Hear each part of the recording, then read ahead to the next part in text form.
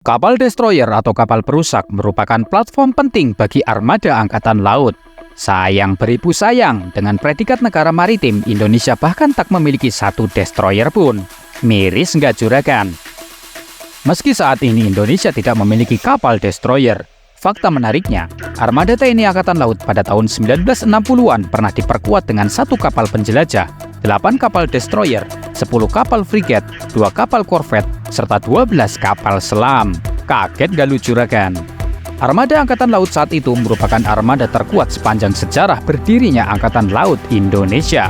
Sehingga Indonesia saat itu sangat disegani dunia dan bikin negara-negara tetangga nggak berani nyenggol kita.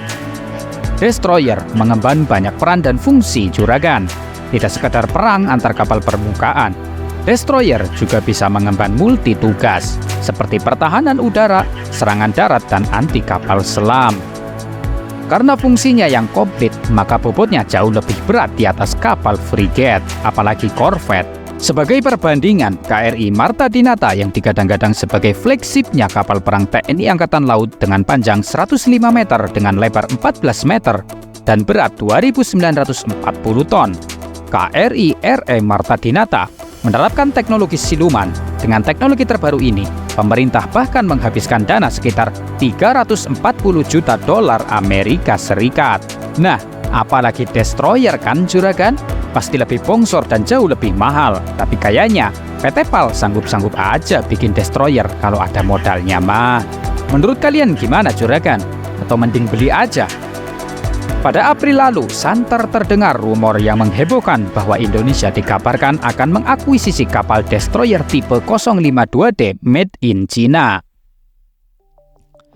Gimana nggak bikin heboh? Kapal destroyer tipe 052D ini merupakan kapal perusak yang masih aktif digunakan Angkatan Laut Cina dan masih diproduksi secara berkelanjutan pula oleh Cina. Artinya, bukan kapal jadul atau kapal tua nih juragan, apalagi kapal kaleng-kaleng, tentu saja bukan. Namun betulkah rumor tersebut? Kemungkinan kebenarannya masih sangat kecil, namun dunia militer tetaplah dunia yang penuh kejutan dan rahasia. Apalagi bila melihat status Cina sebagai investor terbesar kedua di Indonesia yang begitu getol menggelontorkan pinjaman modal, maka bisa saja rumor tersebut diam-diam terrealisasi dan kembali menghebohkan Indonesia dan bahkan dunia. Sebab sudah terlanjur menjadi buah bibir netizen, rasanya kurang afdol jika kita tidak membongkar dan membedah sosok destroyer tipe 052D milik Koko Xi Jinping satu ini. Ya enggak?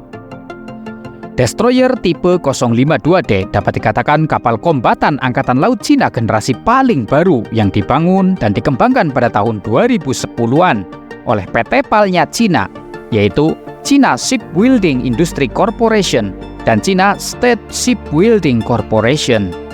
Kapal destroyer ini pertama kali diluncurkan Cina pada tahun 2012 silam dan mulai digunakan secara resmi oleh Angkatan Laut Cina pada tahun 2014 lalu.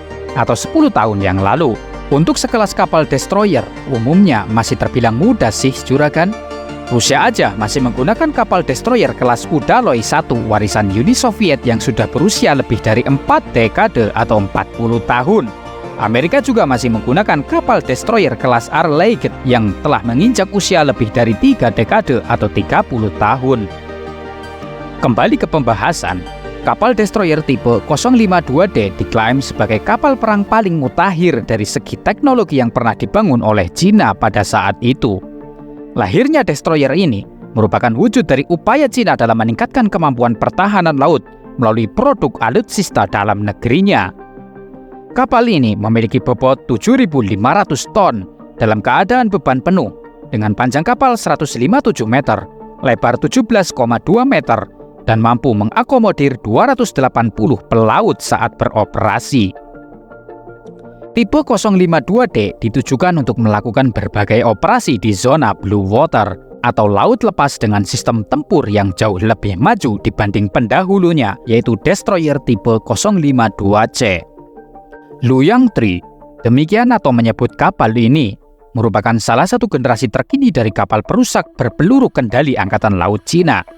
Luoyang 3 telah mengalami banyak peningkatan dan perbaikan dari generasi sebelumnya dalam berbagai aspek, mulai dari desain, sensor, dan persenjataan membuatnya disebut-sebut setara dengan kapal destroyer Aegis Amerika Serikat. Luoyang 3 atau destroyer tipe 052D memiliki seperangkat persenjataan dengan total 64 sel sistem peluncur vertikal untuk Hanut atau rudal pertahanan udara HHQ-9, torpedo ASW yang dibekali roket U-8 sebagai pendorong dan rudal jelajah anti kapal YJ-18. Luoyang 3 juga dibekali dengan meriam utama 130 mm, CIWS 30 mm, SAM jarak pendek HQ-10 dan peluncur 3 torpedo. Meskipun memiliki keunggulan dalam banyak aspek, Luoyang 3 juga memiliki beberapa kelemahan yang perlu diperhatikan. Salah satu kelemahan utamanya terletak pada radar. Meski dilengkapi dengan teknologi terkini, sonar atau radar Luoyang 3 masih memiliki kelemahan dalam jarak pendek dan pengenalan objek. Selain itu, kapal ini dianggap kurang efektif dalam menghadapi kapal selam modern yang dilengkapi teknologi canggih.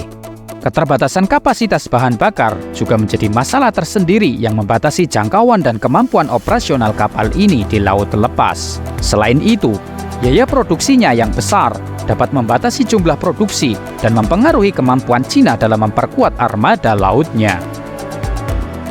Meski kelemahan-kelemahan ini perlu diperhatikan, destroyer tipe 052D tetap memiliki keunggulan dan kemampuan yang signifikan dalam operasi militer. Evaluasi menyeluruh harus mempertimbangkan konteks operasional yang spesifik dan memperhitungkan faktor-faktor tersebut. Setelah membongkar spesifikasi dan kelemahan kapal destroyer tipe 052D Koko Xi Jinping ini, menurut Juragan, haruskah Indonesia benar-benar mengakui sisinya? Lebih jauh lagi, perlukah Angkatan Laut Indonesia memiliki sebuah kapal perusak atau destroyer untuk saat ini? Tulis pendapatmu di kolom komentar Juragan. Terima kasih banyak sudah menonton.